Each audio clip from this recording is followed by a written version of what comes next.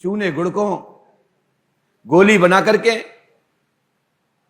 अपने परमात्मा को, जो भी आपका इष्ट है, स्मरण करके आप ग्रहण कर लीजिए। आपके जीवन में किसी भी प्रकार की निगेटिविटी वाली कोई गैस अंदर नहीं बनेगी जो भूत बाधा से बनती है। एसिडिटी, वो एसिडिटी जो पद्म पुराण में आया, वो प्रेत बाधा जो प्रेत बाधा के द्वारा आपके शरीर में निगेटिव गैस देती है। लेकिन जो साधारण खाद्यान्न के भोजन के आधार पर जो गैस बनती है, आपके सोने जागने के कारण से बनती है। लेट जो जागते रहते हैं फिर बाद में सोते हैं, जल्दी जाग जाते हैं, उसके बाद उल्टा सुल्टा खाते हैं, उसके लिए डॉक्टर को दिखाइए। ये उपाय, इसी गुड़ को और चूने को मिलाकर के साथ व्यवस्था करके छत पर रख दीजिए। इससे तुम्हारे घर में कोई भी भैरव, जो जितने भी भैरव हैं, जो सूक्ष्म भैरव हैं, जो 50 योनि के भैरव हैं, वो आपके घर में प्रवेश नहीं करते। खत्म। यही गुड़ चूने से, यही गुड़ चूने को आप अपने मकान में घुमाइए, जिसका वजन 1.25 पाव होना चाहिए। चूने का वजन 50 ग्राम होना चाहिए। पूरे मकान में घुमाइए और घुमा करके किसी कुआं के ऊपर रख आइए, घाट पर। मैं गारंटी देता हूं कि तुम्हारे घर में जब तक तुम जिंदा रहोगे, तुम्हारे घर में भूत बाधा नहीं आएगी।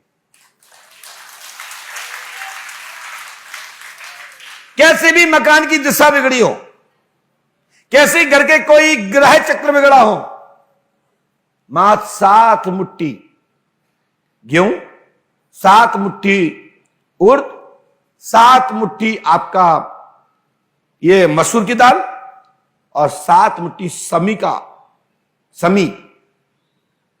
के चावल्स होते हैं ना, जो खीर बनती है, उनको एक कच्चे घड़े में रख के 21 बार घर में घुमा दीजिए।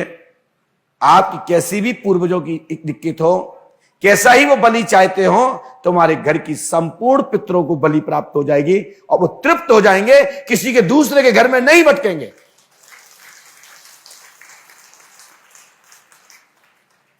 यही गुड़ चूने को चौराहे पर रख दीजिए, जिसका वजन मात्र 50 ग्राम से कम होना चाहिए। तो आपके घर में कैसे भी क्षेत्रपाल महाराज की, कोई भी मंडल की, कोई भी भूत प्रेतात्मा जो आपके ग्रह से संबंध रखती हैं, ग्रह दोष से संबंध रखती हैं, ग्रह पितृ दोष से संबंध रखती हैं, आपके घर में 3 वर्ष तक किसी प्रकार का ग्रह नहीं सताया जाएगा। और जो ग्रह बताएंगे भी कोई ज्योतिषाचार, तो आप पर लागू नहीं होगा, आपको हानि नहीं पहुंचाएगा। इससे बड़ा कोई दूसरा उपाय दुनिया में तत्कालीन नहीं है। लोग कहते हैं गुरुजी आपको ये जरूर बताना चाहिए। मैं बता रहा हूं, जिस बच्ची की शादी नहीं हो रही है, किसी की बेटी की बेटा की में मंगल है, लोग कहते हैं आज खड़ा की योग लगा, हम करेंगे तो हमारा एक विधवा हो जाएगी बेटी। कोई कहता हमारा बेटा ही सीताराम हो जाएगा भाई उस लड़की के चक्कर में। तो क्या करना चाहिए? कोई मंगल होगा तो शादी नहीं होगी क्या? यदि हमारे पास 20,000 50,000 रुपए ना हो ग्रह शांति के लाने, तो क्या विवाह नहीं होगा? इसके लिए साधारण उपाय है। हमारे यहां पहले मलेरिया में ब्लेड जांच चलती थी। वो हल्का सा पिन लगाते थे और हल्का दबाते थे और कांच पे लेते थे। इसी प्रकार के तरीके से आपका दान का दान, किसी की जान बची,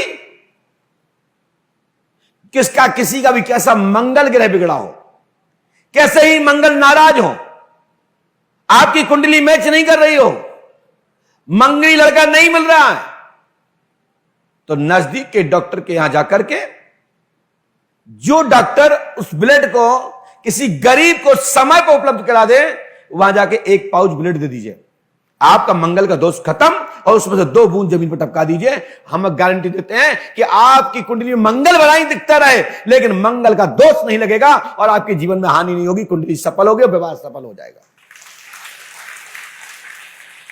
एक पाउच ब्लड में, जनत में लोक कल्याणार्थ है। इसके लिए तो शासन भी अपील करती है कि भैया सबको एक एक पाउच अपने जन्म उत्सव के टाइम पर, किसी विशेष अवसर पर गरीबों के लिए एक ब्लड बैंक में जमा कराए। तो आप ऐसी जगह जमा करा दीजिए जहां निःशुल्क मिल जाए और समय पे मिल जाए। और मैं गारंटी देता हूं कि आपकी शादी में कोई घटना हो जाए तो पंडोकर सरकार में आकर के पट्टियां चिपका देना कि महाराज जी आपने बताया था, इसके करने के बाद हमने आपके कहने पे किया और हमारे जीवन में हानि हुई। मैं गारंटी देता हूं।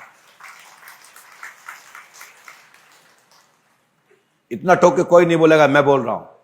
ये दरबार की यही तो खासियत है, जब बताते हैं तो ठोक के बताते हैं और प्रमाण से बताते हैं। कैसे भी कुंडली बिगड़ी हो, कोई भी ग्रह तुम्हारा प्रतिकूल हो, हमने इतने आपको तरीके दे दिए हैं। ये सब हमारी प्राचीन पद्धतियों के, जो पूज्य गुरुदेव द्वारा और वृद्धजनों के मुख से जो प्रसाद प्राप्त हुआ है, वही प्रसाद मैंने आप सबको वितरित कर दिया है।